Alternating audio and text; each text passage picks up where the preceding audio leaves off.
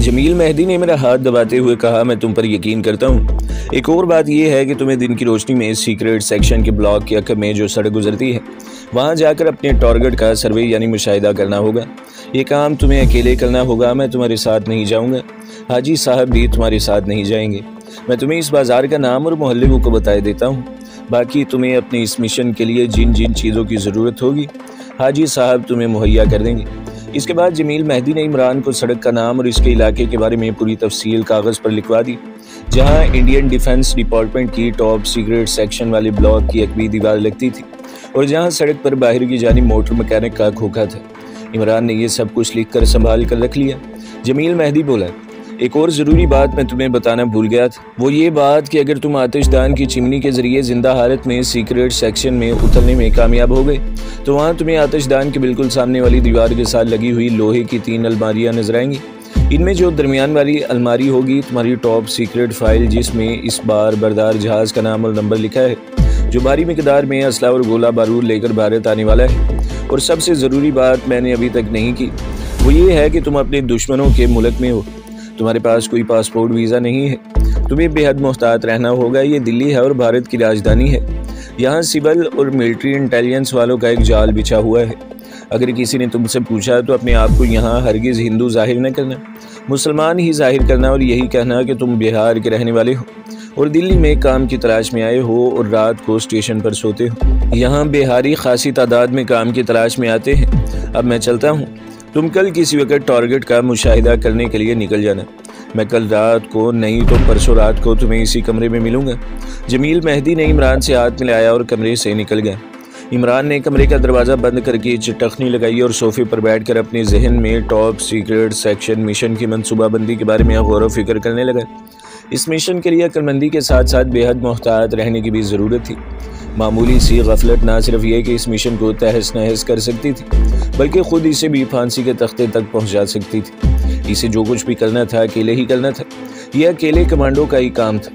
2 commandos में इख्तिलाफी राय का इम्कान था और यकसुई के साथ इमरान काम नहीं कर सकता था। अपने मिशन का पूरा मंसूबा कमांडो इमरान के जहन में आ चुका था। सबसे पहले टारगेट का मुशाहिदा ज़रूरी था। जमील मेहदी ने इसे सीक्रेट सेक्शन के ब्लॉक की बैरूनी साख्त तफसील से बता दी थी। इसकी सबसे बड़ी निशानी ब्लॉक के ऊपर लगा हुआ भारत का तिरंगा झंडा था। इमरान सो गए। सुबह हाजी साहब कमरे में आ गए। कहने लगे, मियाँ नाश्ता ऊपर ही करना है। रात जमील मेहदी साहब की तुम्हारे साथ जो गुफ्तगू हुई थी वो उन्होंने मुझे बता दी थी। तुम्हें इस मिशन के लिए जिन जिन चीज़ों की ज़रूरत है मुझे इनकी लिस्ट बना कर दे दो, तुम्हें हर शय मिल जाएगी। इमरान ने कहा, सबसे पहले मैं आज रात को टारगेट का मोहल्ले वकू देखने जाऊँगा। हाजी साहब बोले, तुम्हें मालूम है ना भारत का महकमा दफा कौन सी सड़क पर है? मेहदी साहब ने मुझे बहुत कुछ बता दिया है। इमरान ने कहा, ठीक है। हाजी साहब बोले, ज़्यादा रात गए मत जाना और वहाँ सड़क पर ज़्यादा चक्कर भी ना लगाना, वहाँ इंटेलिजेंस वाले फिर रहे होते। इमरान बोला, मैं इसका ख्याल रखूँगा। टारगेट का मुशाहिदा करने के बाद ही मैं बता सकूँगा कि मुझे किन किन चीज़ों की ज़रूरत है। कोई बात नहीं, हाजी साहब बोले, तुम सर्वे कर लो, मगर मैं फिर कहूँगा कि बहुत मोहतात होकर रहना। इमरान ने सारा दिन होटल के कमरे में ही गुजार दिया। जब रात का पहला पहर शुरू हुआ तो वो खामोशी से होटल से निकल गया। जिस इलाके में भारत के महकमा दफा के दफातर थे वो इलाका इमरान का देखा वाला था। वो रक्शे में बैठकर महकमा दफा के कॉम्प्लेक्स से कुछ दूर पीछे ही उतर गया। वहाँ से पैदल फुटपाथ पर चलने लगा। वो कॉम्प्लेक्स के सदर दरवाजे की तरफ जाने के बजाय इसके अकब में जा रहा था। सारा इलाका जदीद तरीन इलाका था। सड़कें कुशादा और रोशन थी। सड़क पर से हर किस्म का ट्रैफिक गुजर रहा था। जमील मेहदी ने इसे जिस तरह बताया था वो इसी तरह चल रहा था। आखिर एक जगह इसे महकमा दफा के अहाते की ऊंची दीवार की दूसरी जानिब एक ब्लॉक नजर पड़ा जिसके दरमियान वाले कमरे की छत पर भारत का तिरंगा झंडा लहरा रहा था। टारगेट की सबसे अहम निशानी किसी मोटर मैकेनिक का खोखा या छोटा सा गैराज था। आखिर इमरान को ये गैराज ही नजर आ गया। गैराज एक खोखे की शक्ल में था और ब्लॉक के दरमियानी कमरे की अकबी दीवार के आगे अहाते की दीवार के साथ ही बाहर की जानिब बना हुआ था। एक सरदार जी बिजली की रोशनी में एक स्कूटर की मुरम्मत में लगे हुए थे। इमरान सड़क क्रॉस करके सरदार जी के पास आ गया। कहने लगा, सरदार जी, मेरे स्कूटर में कोई नुक्स पैदा हो गया है। कल से बंद पड़ा है। स्टार्ट कर करके तंग आ गया हूँ, स्टार्ट ही नहीं होता। सरदार जी ने एक नज़र इमरान को देखा और फिर अपने काम में मसरूफ़ हो गया। कहने लगा, पेट्रोल ओवरफ्लो हो रहा होगा। इमरान बोला, मैंने चेक किया है, ऐसी बात नहीं है। सरदार जी इमरान की तरफ देखे बगैर बोले, कल किसी वक्त यहाँ ले आना, मैं देख लूँगा। कहाँ रहते हो? इमरान ने कहा, नेहरू कॉलोनी में रहता हूँ महाराज। दिल्ली की 3-4 कॉलोनियों के नाम इमरान को अच्छी तरह याद थे। सरदार जी ने कहा, कल किसी वक्त स्कूटर लाकर छोड़ जाना। इस दौरान इमरान ने खोखे की छत और अहाते की दीवार का पूरी तरह से जायजा ले लिया था। खोखे की छत से अहाते की दीवार 4-5 फीट ही ऊंची थी। दीवार के ऊपर सीमेंट में लगे हुए टूटी हुए शीशे की बोतलों के टुकड़े बिजली की रोशनी में चमक रहे थे। बिजली की रोशनी सरदार जी के खोखे के ऊपर लगे हुए बल्ब की थी। सड़क पर जो बिजली के खंभे पर मर्क्यूरी लाइट्स जल रही थी वो वहां से 15-20 कदमों के फासले पर थी। जाहिर है रात को जब सरदार जी गैराज बंद करके चले जाते होंगे तो बिजली की रोशनी भी बुझ जाती होगी। दीवार की दूसरी जानिब ब्लॉक के ऊपर तिरंगा झंडा इस बात की निशानी थी कि यही महकमा दफा के सीक्रेट सेक्शन का कमरा है। वहां से आतिशदान की चिमनी नजर नहीं आ रही थी, शायद वो छत की दूसरी जानिब थी। इमरान ने सरदार जी से कहा, मैं कल किसी वक्त स्कूटर टांगे पर रखवा कर ले आऊँगा तो आप सरदार जी ठीक कर देना। सरदार जी ने कोई जवाब न दिया और अपने काम में लगे रहे। इमरान वापस आ गया। हाजी साहब ने इसे होटल में ऊपर जाते देखा तो कुछ देर बाद वो भी किसी बहाने ऊपर आ गए। इमरान ने दरवाज़ा बंद कर रखा था। हाजी साहब ने आहिस्ता से दस्तक दी। इमरान ने दरवाज़ा खोल दिया। हाजी साहब अंदर आ गए और दरवाज़ा बंद कर दिया। इमरान के पास आकर बैठ गए और पूछा, देख आए हो? इमरान बोला, जी है। हाजी साहब ने कहा, तुम्हें जिस चीज़ की ज़रूरत है मुझे लिख कर दे दो। तुम्हारा इरादा मिशन पर किस वक्त जाने का है? इमरान ने कहा, कल रात को जाऊंगा। हाजी साहब कहने लगे, ऐसा है कि तुम्हारा इस होटल से आधी रात को अपने मिशन पर जाना और फिर इसी होटल में वापस आना किसी खतरे का पेश खैमा साबित हो सकता है। इमरान बोला, मैं भी यही सोच रहा था, आपके पास कोई ऐसी जगह है जो कदरे गैर आबाद इलाके में हो? हाजी साहब ने कहा, एक जगह है, मैं यही सोच कर तुम्हारे पास आया हूँ।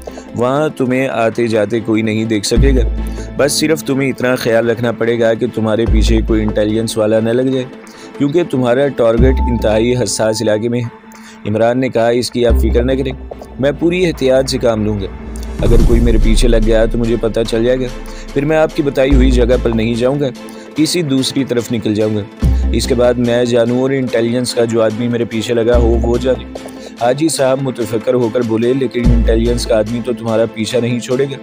इमरान ने बड़े एतमाद से कहा, वो जिंदा रहेगा तो मेरा पीछा नहीं छोड़ेगा, मैं इसे कैसे जिंदा छोड़ सकता हूँ?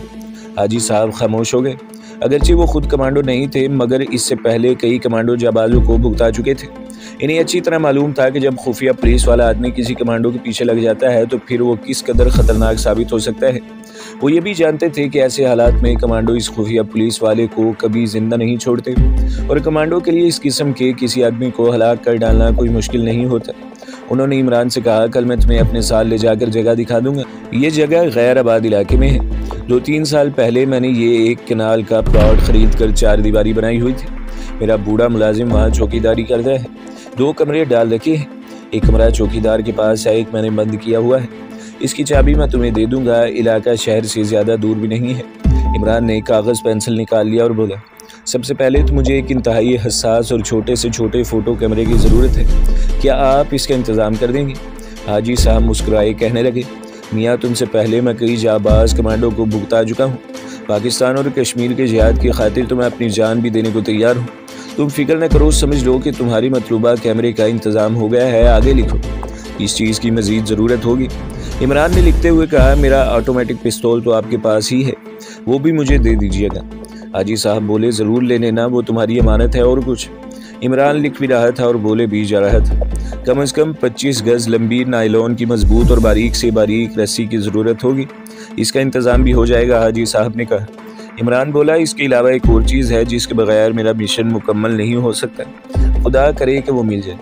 तुम इस चीज़ का नाम लो भी है। मैं अगरचे खुद कमांडो नहीं रहा, लेकिन इतने कमांडोज़ के लिए काम कर चुका हूँ कि मुझे इनकी एक एक ज़रूरी चीज़ का इल्म भी है और मैंने इसका पहले से इंतज़ाम कर रखा है।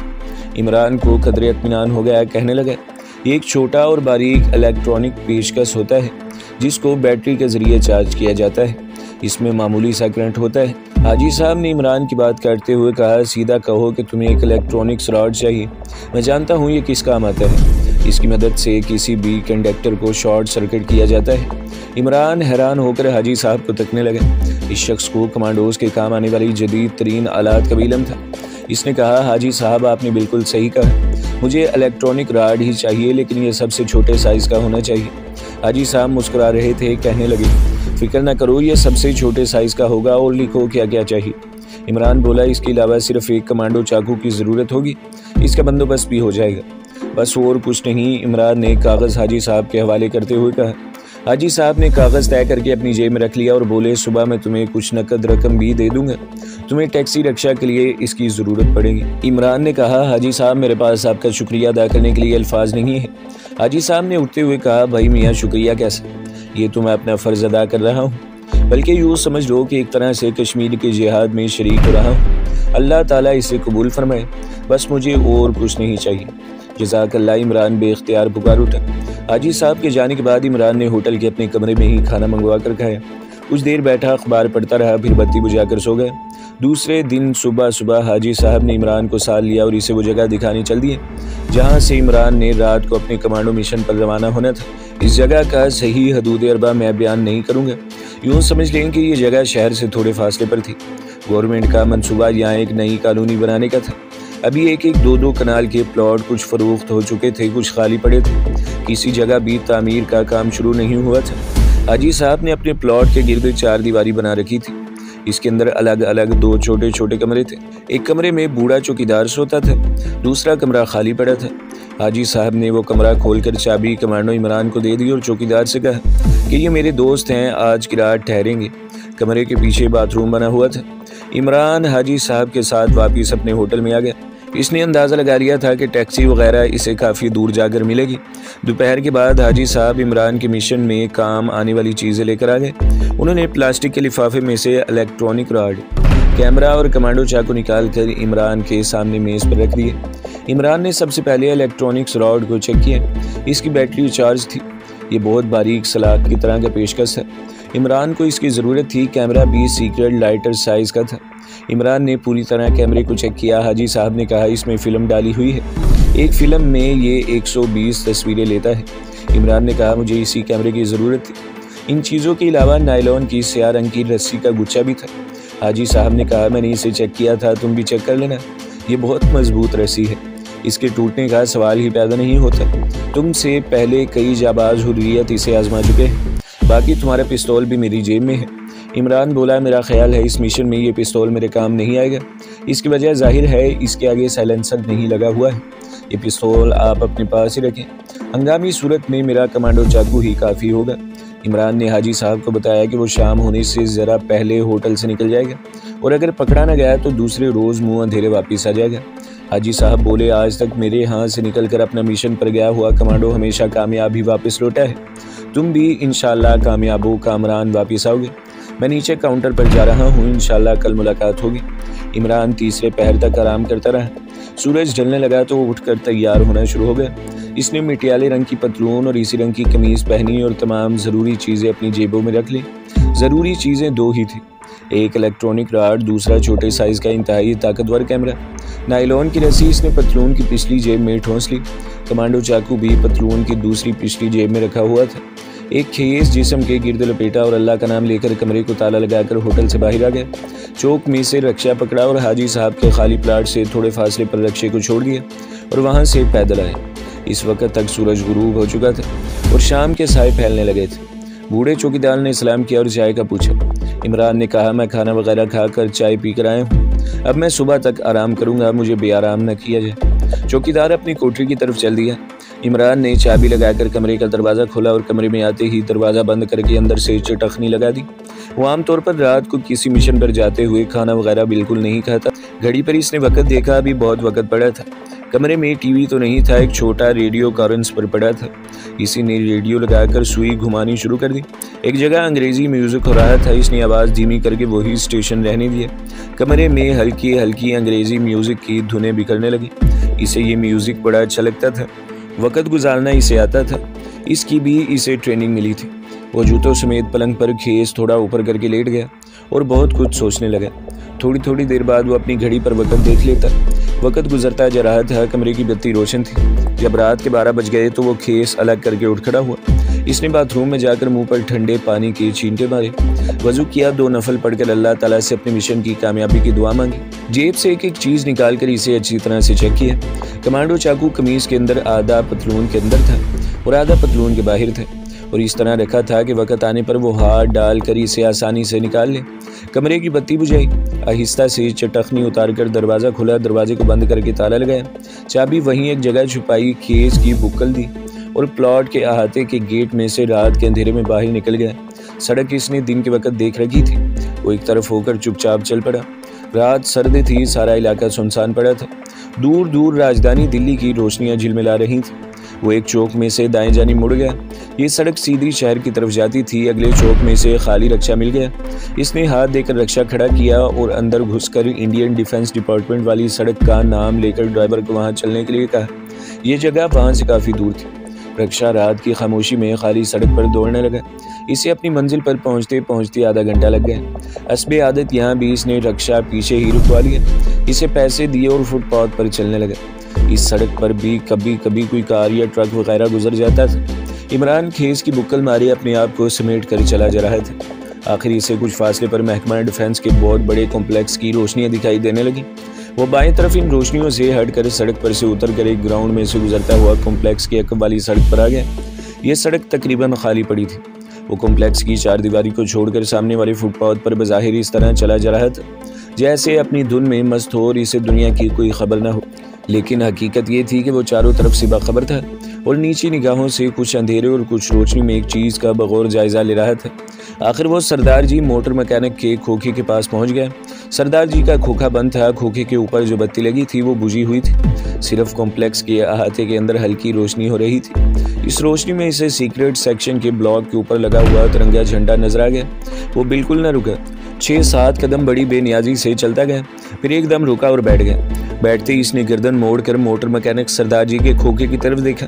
सामने से किसी गाड़ी की रोशनी सड़क पर पड़ी। इमरान सड़क की तरफ पीठ करके इस तरह बैठ गया जैसे पेशाब कर रहा हो।